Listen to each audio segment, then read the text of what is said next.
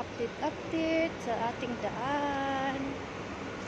Ayan, mainit.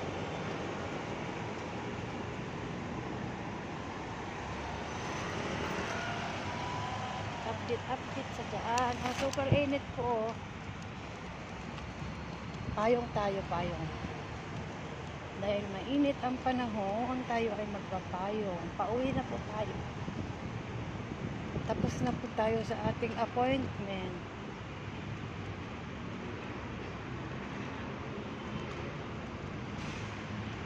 Tawid tayo ulit sa kabila. Ayan. Pauwi na po tayo. Mainit po kaya tayo nagpayong. Ayan. Bye po. Ayan ang ganda ng Christmas light. Christmas tree, ang laki. Bye.